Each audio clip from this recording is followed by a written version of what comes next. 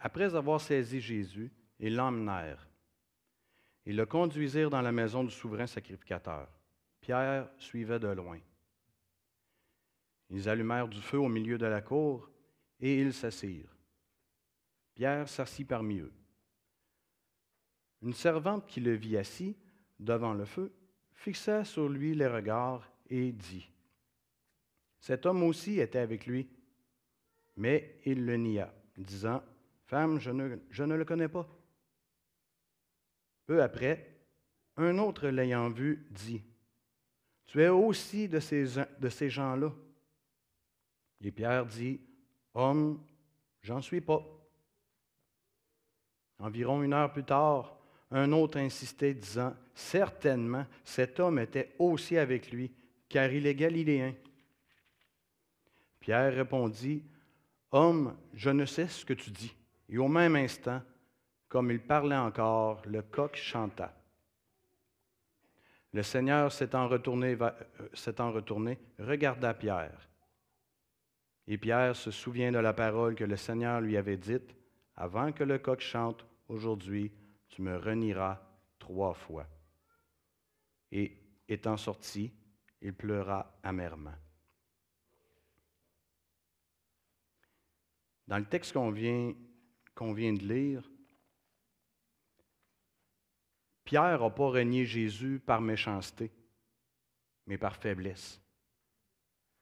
Il n'a pas, en tout cas, je pense pas qu'il ait cessé d'aimer son maître. Il était juste incapable de résister à une aussi grande tentation. Je ne sais pas pour vous, mais pour nous aussi, on est des êtres faibles, incapables de résister à la tentation par nos propres forces.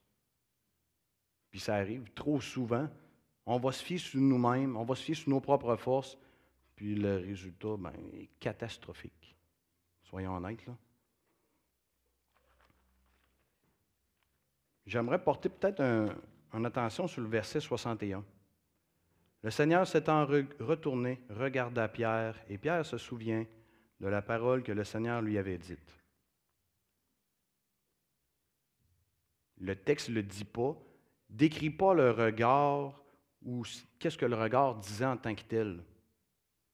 Mais un constat est clair, c'est que ça a déclenché quelque chose de si puissant que Pierre est parti en pleurant. Puis on s'entend, quand on lit un peu dans la parole, Pierre, c'était un homme, là, un vrai. Il est parti en pleurant.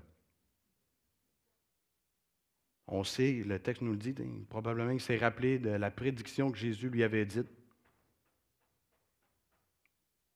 Puis il avait dit, non. Il venait de promettre de suivre Jésus, un peu avant, il venait de promettre de suivre Jésus jusqu'à la mort. Il n'a même pas fait la nuit. Puis dans la scène avant, quand Jésus va lui dire, Pierre, tu vas me renier 3 fois. Non. Il n'a même pas fait la nuit. Ça se peut-tu, nous, qu'on fasse pire que Pierre? Soyons honnêtes, nous. Est-ce qu'on a renié Jésus bien plus que 3 fois? Un simple exemple, un ami qui va passer à la maison. « Ah, j'ai passé dimanche matin, tu n'étais pas chez vous. » « T'étais où? » Ça arrive, hein? Romains 3, 23 nous dit clairement que tous ont péché et sont privés de la gloire de Dieu.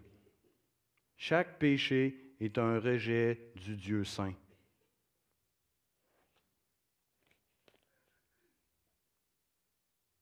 Romains 5, verset 8.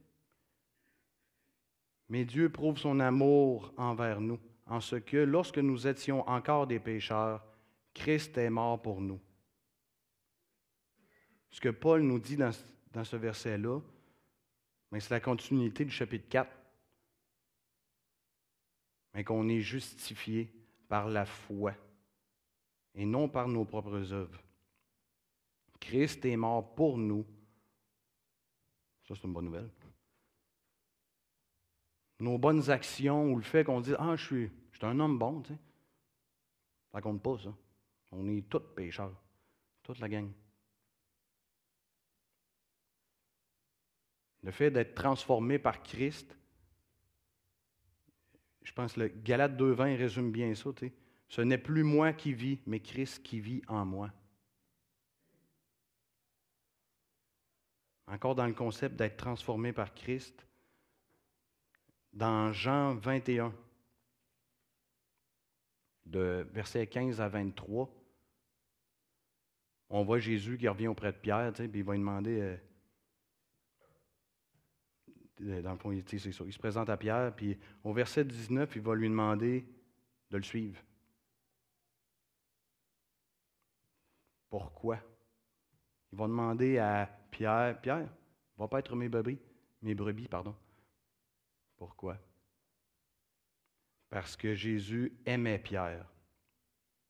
Il l'a pardonné. Il y avait un plan pour lui. Un plan qu'on peut découvrir dans les Actes des Apôtres, entre autres. Encore aujourd'hui, Jésus veut laver les péchés de ceux qui pêchent contre Dieu. Il veut qu'on regarde en avant, vers l'avenir et non pas vers le passé. Puis, on a tout ce défaut-là, des fois. Là. On va se revenir de bord. On va s'accrocher et on traîne notre passé. Il ne faut pas. S'il a restauré un gars comme Pierre, un gars qui a dit dans sa face, je parle de Jésus, qu'il ne le renierait pas, s'il l'a restauré, là, ben, il peut faire la même affaire avec nous. Si tu n'as jamais goûté à cette restauration-là, ben, place ta confiance dans le sacrifice de la croix. Jésus a mené une vie parfaite sur terre, puis par sa mort à la croix, ben, il a lavé nos péchés, à nous tous. Il a pris la condamnation qui pesait sur moi, mort que je méritais, puis il m'a donné la vie éternelle. Pourquoi? Parce qu'il m'aime, parce qu'il t'aime. C'est la raison pourquoi on est ici à soir. Le remercier pour ce qu'il a fait pour nous. Souligner ce qu'il a fait pour nous. Tout au long dans la parole, on peut voir des vies transformées par notre grand Dieu, ainsi que des belles promesses. Dans Proverbe 8, 35, entre autres. En effet, celui qui me trouve a trouvé la vie. Il a obtenu la faveur de l'Éternel. Ou, en parlant de Pierre, dans 1 Pierre 5, verset 10, le Dieu de toute grâce vous a appelé en Jésus-Christ à sa gloire éternelle.